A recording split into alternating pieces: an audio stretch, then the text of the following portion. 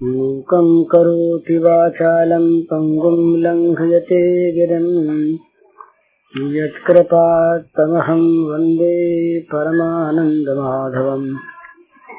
श्रीमन्मदनगोपालं वृन्दारण्यपुरन्दरं श्रीगोविन्दं प्रपद्येऽहं दीनानुग्रहकालकम्।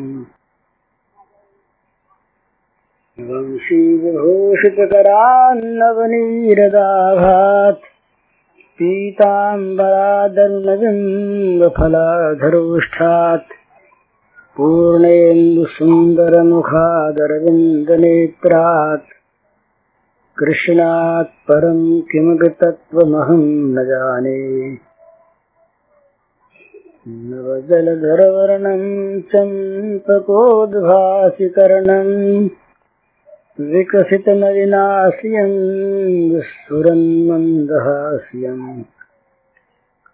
कनकरुचिदुकूलं चारुबर्हावचूलं कमपि निखिलसारं नौमि गोपीकुमारम्।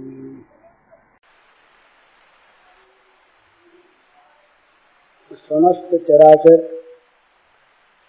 जगत के रूप में भगवान ही अभिव्यक्त हैं।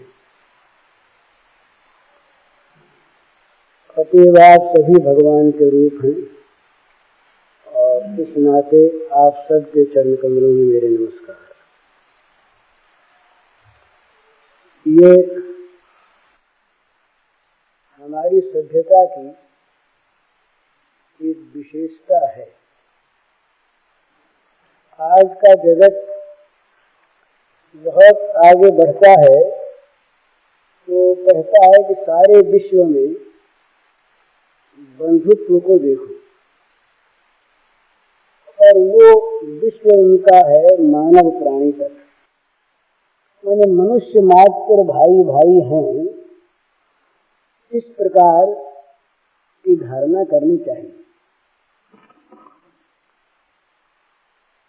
भाई भाई हैं, बंधुत्व है, आत्मत्व नहीं, ईश्वरत्व नहीं। भाई भाई में जहाँ स्वार्थ में बाधा पड़ती है वहाँ लड़ाई भी हो जाती है। कौरव पांडवों में भी। पर ऋषियों का अनुभव इससे बहुत आगे, वो प्राणी मात्र में आत्मा की उपलब्धि करते हैं। समस्त प्राणियों में एक आत्मा है और आत्मा यदि उससे आगे बढ़ते हैं तो कहते हैं भगवान है। और फिर प्राणी मात्र से भी चेतन से आगे बढ़ते हैं तो कहते हैं चेतन अचेतन। खम वायुमग्निम सलिलम महीम च ज्योतिंश सत्वान दिशो द्रुमादीन सरित समुद्रा सरे शरीरम यत्किंच भूतम प्रणमविदन्य। आकाश, वायु, अग्नि, जल, पृथ्वी, सारे नक्षत्र, सारे जीव, दिशाएं, ये पेड़ पौधे, सरित समुद्र, नदी समुद्र, ये सब के सब भगवान के शरीर हैं। इन सब में भी भगवान ही भरे हैं, ये समझकर सबको अनन्य भाव से प्रणाम करें। ये हमारी सभ्यता का एक स्वरूप था किसी दिन, और सिद्धांततः आज भी है। परंतु ये स्वरूप हमारे जीवन से निकल गया। अभी अभी मैं इसी संस्कार को लेकर के आ रहा,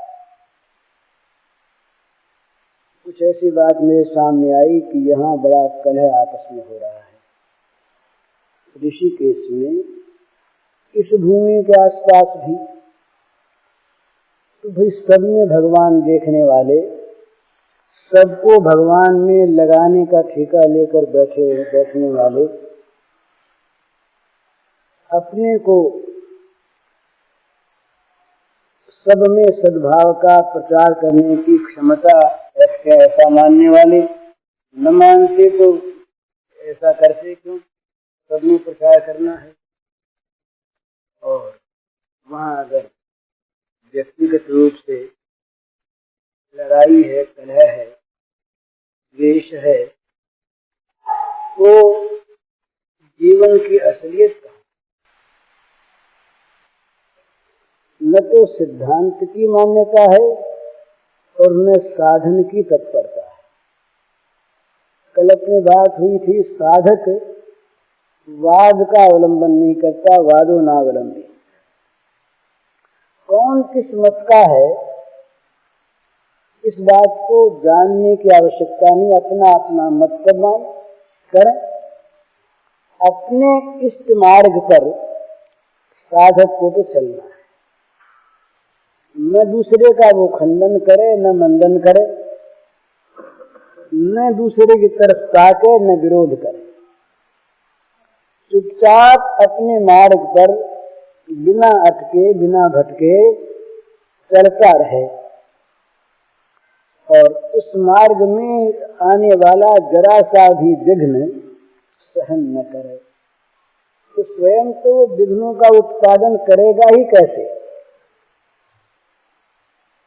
विघ्न कोई दूसरा भी आ जाए तो उससे बचना चाहता है, इसलिए वो दूसरे की बात न करता और न कहता न सुनता।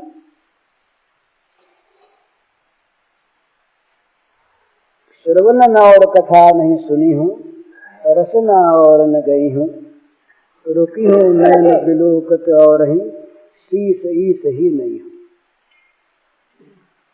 कानन दूसरो नाम सुने नहीं, एक ही रंग रंगो यह डोरो, धोखे हु दूसरो नाम कहे, रसना मुख डारी हलाहल गो। ठाकुर प्रीति की रीत यही, हम सपने हूँ टेक तजय नहीं भोरो, बावरी वे अखियाँ जड़ जाएं, जो सांवरो छाल निहारती गोरो। ये अनन्य साधन की एक बड़ी सुंदर व्यवस्था है कि जिसमें दूसरे को स्थान नहीं रहता किसी इंद्रिय के लिए। मन में तो दूसरा आना चाहिए ही नहीं, इंद्रियां भी दूसरे का स्पर्श न करे किसी प्रकार से भगवत विषय को छोड़कर। आंख भगवान की बात देखे, कान भगवान की बात सुने, जीभ भगवान का प्रसाद ले, त्वक भगवान का स्पर्श करे, नासिका भगवान की अंगगंध सूंघे, कर्मेंद्रियां सारी की सारी भगवान में लगी रहें। ये साधक का काम है। जो साधक अपनी साधना में आगे बढ़ना चाहता है उसको समेट रखना है अपने आप को। कूर्मोंगानी सर्वशः, उसको इंद्रियों को, मन को खुला नहीं छोड़ना है, यथेच्छ विचरण नहीं करना है, उसको तो बड़ी सावधानी के साथ लगे रहना है और लगाए रखना है मन को, इंद्रियों को। ये तो जाएंगे,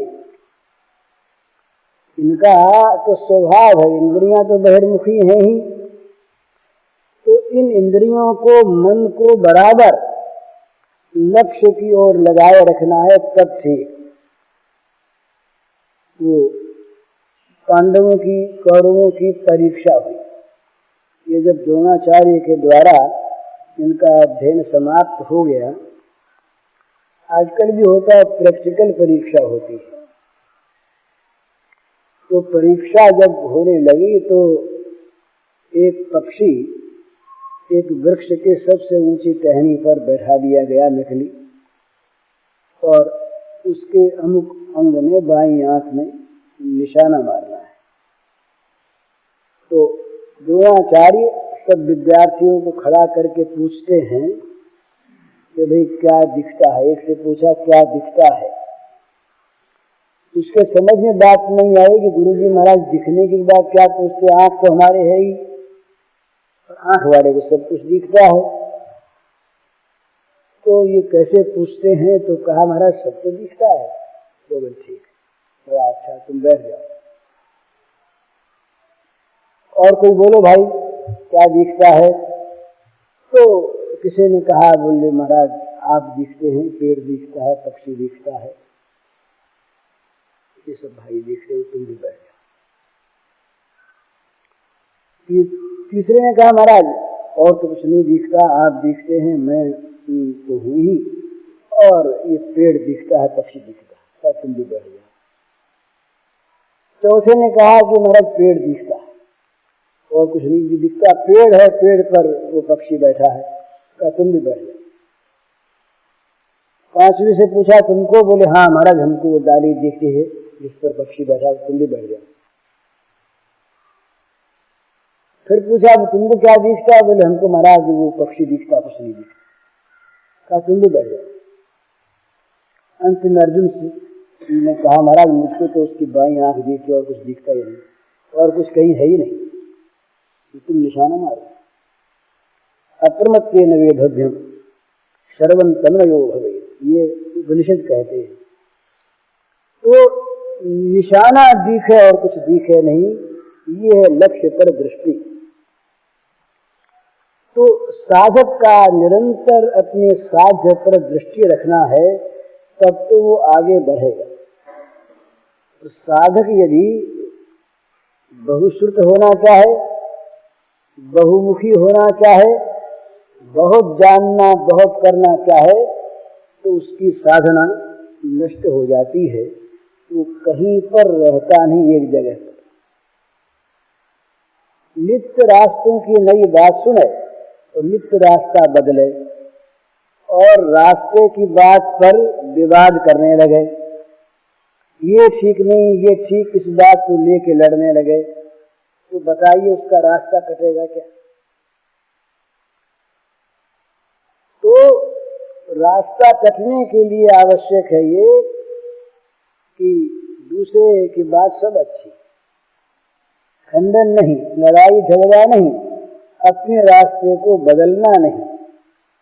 भाई भूल का रास्ता दिख जाए तब तो भले ही बदल ले, नहीं तो अपने रास्ते को बदले नहीं। बोले पराया अच्छा, बोले अच्छा उसके लिए।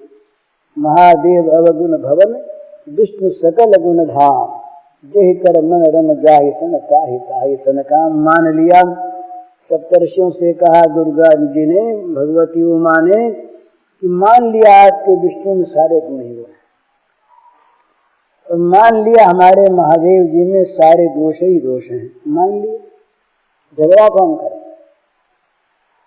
पर हमको गुण से प्रेम नहीं करना है ना, हमें हमारा तो मन वहां रम गया। इसलिए हमें तो शिवजी अवगुण भवन होते हुए भी उन्हीं से काम है, आपके विष्णु भगवान से काम। जन्म कोटि लग रगड़ हमारी, बरों शंभु न तो रहूं कुमारी। करोड़ों जन्मों तक हमारी तो एक ही लगन है, ये रगड़ा चलते ही रहेगा।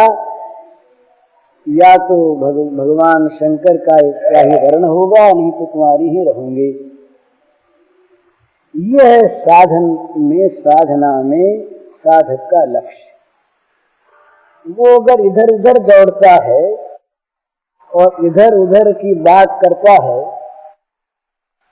तो वो साधन से पतित हो जाता है। अच्छी बात नहीं। ये स्वधर्म निधनम श्रेय परधर्मो भयावह। साधक का स्वधर्म है अपनी साधना, उसका स्वधर्म है अपने साध्य की ओर चले चलना। दूसरा उससे अच्छा, बोले बहुत अच्छा। अरे किसी भी पतिव्रता पत्नी से कोई ये कहे, देवी से, कि तुम्हारे पति की अपेक्षा अमुक पुरुष जो है वो बड़ा बुद्धिमान है, गुणवान है, शीलवान है, सुंदर है, उसमें तमाम ही गुण मौजूद हैं, और तुम्हारे पति में तो वो नहीं, तो वो सुनना नहीं चाहेगी। अगर पतिव्रता है तो इसको ये बात सुनने में बुरी मालूम होगी कि भाई ये सुनना भी पाप है। पर पुरुष की प्रशंसा सुनना भी सती के लिए पाप है। वो एक शरद सुंदरी नाम की एक जमींदार की बधू थी, ये बंगाल की सच्ची घटना है। जवान लड़की थी, पति मर गए। जमींदार था तो बड़ा मान था, वो राजा कहलाते थे। तो वहाँ के कलेक्टर अंग्रेज थे, तो कलेक्टर की पत्नी उसके पास आई। दुख में आते ही हम लोगों के बैठने हुए आते हैं। तो कलेक्टर की पत्नी वो नई विलायत से आई हुई थी, उनको अपने आचार का पता था। तो उसने बड़ी सरलता से सहानुभूति के शब्दों में कह दिया है कि बहन तू तो अभी छोटी सी है, तेरी उम्र तो बड़ी है नहीं, तो तू विवाह कर ले। वो सुन लिया, रोने लगी। कलेक्टर की पत्नी तो लौट गई। उसके मन में आया कि जिस शरीर के कानों से यह पाप की बात सुनी गई, उस शरीर को रखना क्यों है? दूसरे से विवाह कर लो, ये पाप की बात कान से सुन ली गई, तो शरीर को नहीं रखना। उसने अनशन शुरू कर दी, अन्न जल का परित्याग कर दिया। ये सच्ची घटना है। अन्न जल का परित्याग कर दिया। अन्न जल का परित्याग कर देने पर धीरे धीरे हल्ला मचा। राजवधू थी ना, राजरानी थी, बात फैली, कलेक्टर तक बात गई। कलेक्टर ने अपनी पत्नी से कहा, भाई क्या बात है? बोले मैं तो गई थी। पता लगाया तो उसने, सर्व सुंदरी ने बड़े संकोच से बात कह दी कि ये कारण हुआ। उस बेचारे को ये भी डर कि कहीं कलेक्टर की पत्नी पर कोई कलंक न लग जाए, ये भी वो नहीं चाहती। पर मालूम हो गया तो वो अंग्रेज महिला बड़ी सज्जन वो आई। उसने आके कहा कि बहन तुम्हारा इतना ऊंचा भाव है, ये मैं जानती नहीं थी, मेरे कल्पना में नहीं। मैंने अपने देश की प्रथा के अनुसार अपनी बात कह दी, तुम क्षमा करो कि पाप मेरा है, तुम्हारा नहीं। तब उसने भोजन किया। तो दूसरे की बात सुनना नहीं चाहते। डूंगरपुर की एक लड़की रही, डूंगरपुर के पास की, ये भी सच्ची घटना है।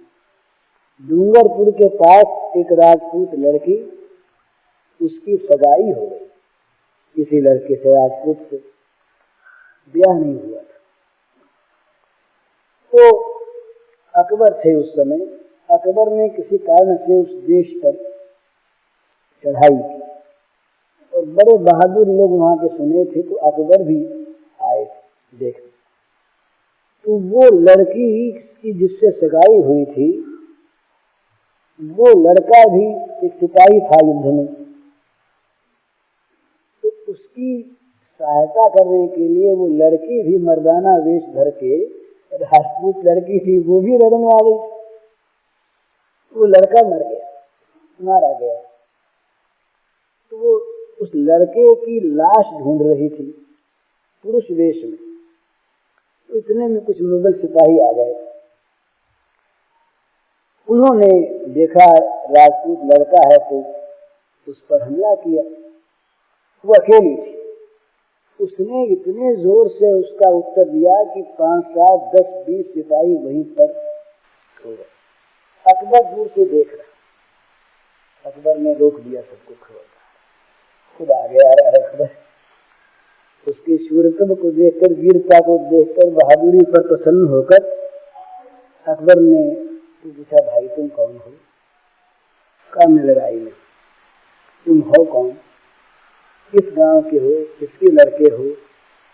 तो उसने कहा मैं लड़का नहीं, मैं तो लड़की हूँ।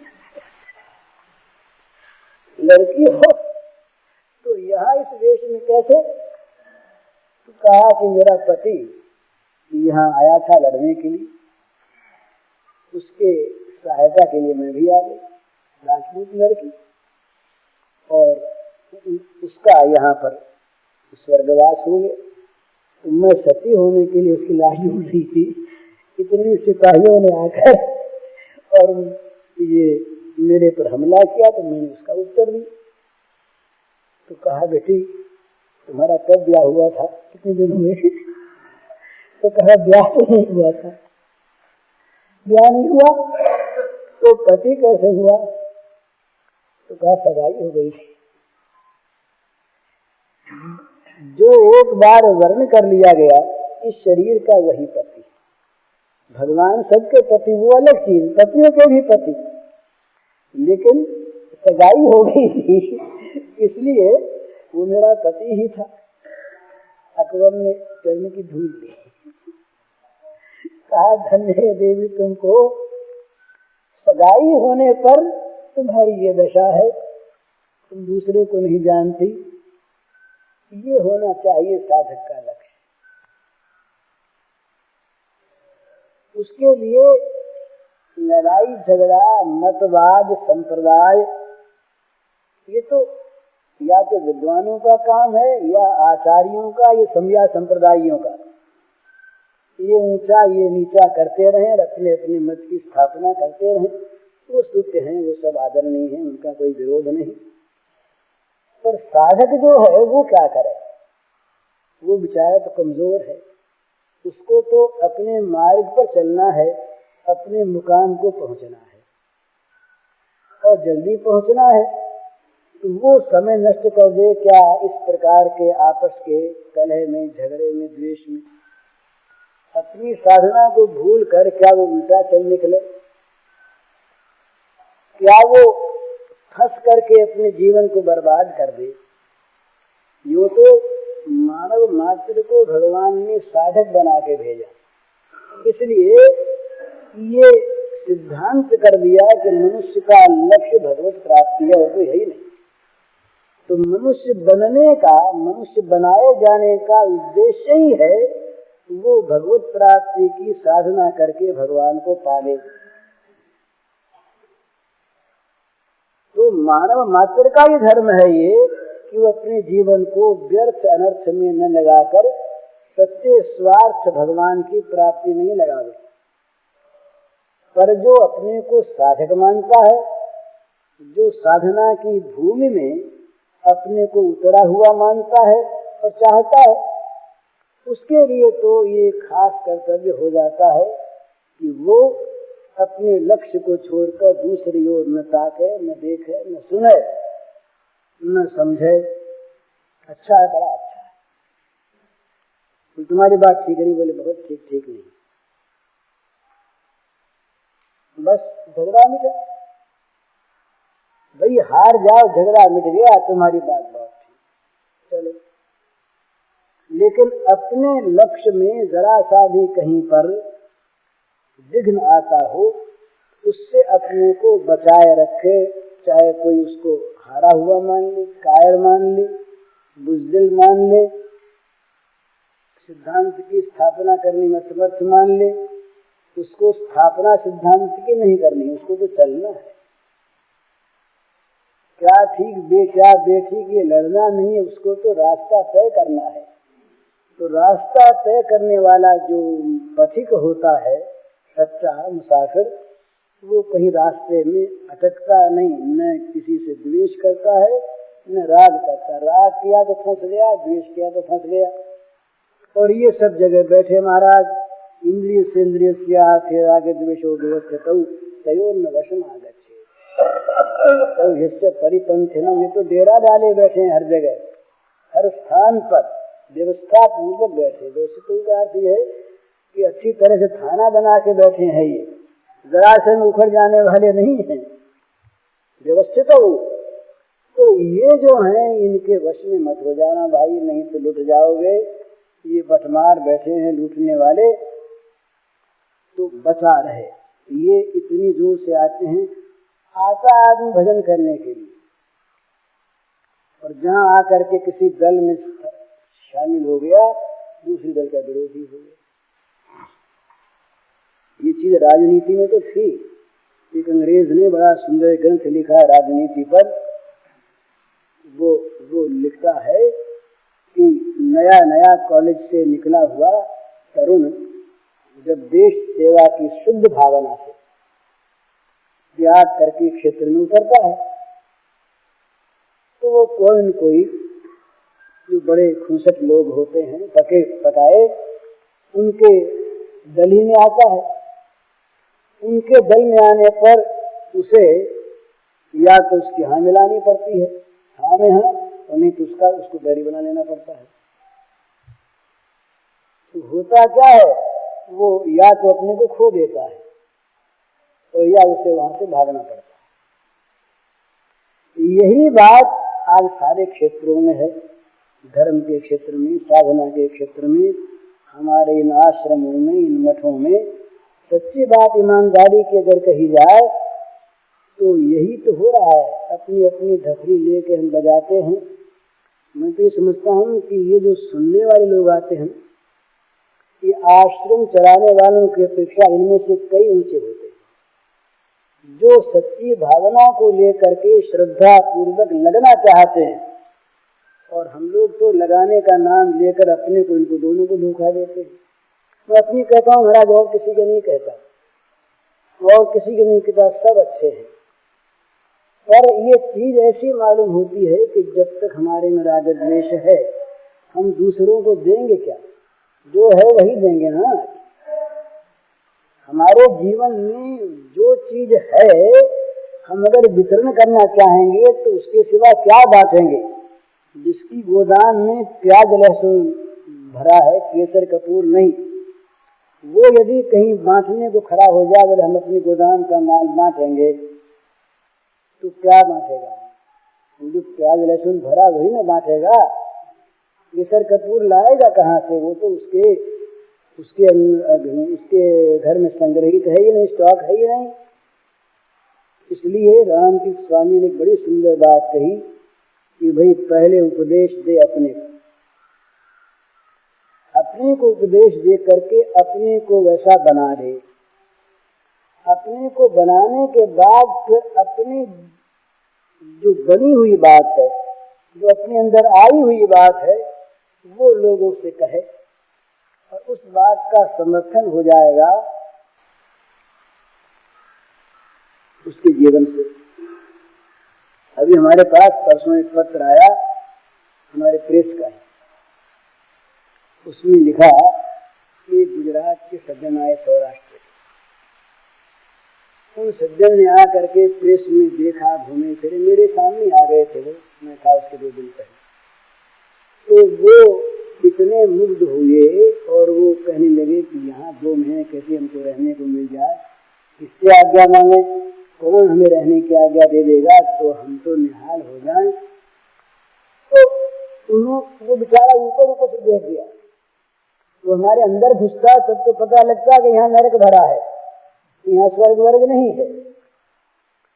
और शायद पहले मानता भी नहीं इस बात को, कहने पर मानता भी नहीं, पीछे तो अनुभव करने पर तो पछताता कि हम भूल से यहाँ स्वर्ग समझ के आ गए। तो हमारा ये स्वर्ग आश्रम, हमारा ये भवन, हमारे ये आश्रम यदि वास्तविक ये स्वर्ग नहीं है, वास्तविक आश्रम नहीं है, इनमें अगर वास्तविकता नहीं है, इनमें अगर भगवत भाव का प्रवाह वास्तव में नहीं बहता है, तो ये सब धोखे हैं। साधक को इन धोखों में नहीं पड़ना चाहिए। मैं बड़ी कड़ी बात कह रहा हूँ भला, पर ये स्पष्ट बात है, साधक को इन मुलम्मेबाजी में ऊपर के वेश को, चाकचिक्य को देख करके ये नहीं मान लेना चाहिए कि ये महात्मा ही होंगे और ये भवन का नाम इसलिए ये मोक्ष भवन ही है। हमारे यहाँ मोक्ष भवन काशी में बड़ा अच्छा है। हम सबकी तारीफ करते हैं इसलिए कि उनका मोटिव अच्छा था, उद्देश्य अच्छा था, भाव अच्छा था और बहुतों का भी अच्छा है। लेकिन वह केस चलते हैं। मुमुक्षु भवन में केस कैसा? सोचने की चीज है ना। मुमुक्षु भवन में केस क्यों? जहाँ मुमुक्षुत्व प्रकट हो गया, जहाँ सारे ये लोक परलोक के भोगों से विरक्ति हो गई, वहाँ तो षट संपत्ति आई और षट संपत्ति आने के बाद मुमुक्षुता आई। जहाँ मुमुक्षुत्व प्रकट हो गया, जहाँ सारे ये लोक परलोक के भोगों से विरक्ति हो गई, वहाँ तो षट संपत्ति आई और षट संपत्ति आने के बाद मुमुक्षुता आई और फिर उस मुमुक्षुता का वितरण करने के लिए हमने भवन बनाया। और उस मुमुक्षुता के भवन में अगर चलते हैं केस राग द्वेष को लेकर, तो वो क्या चीज?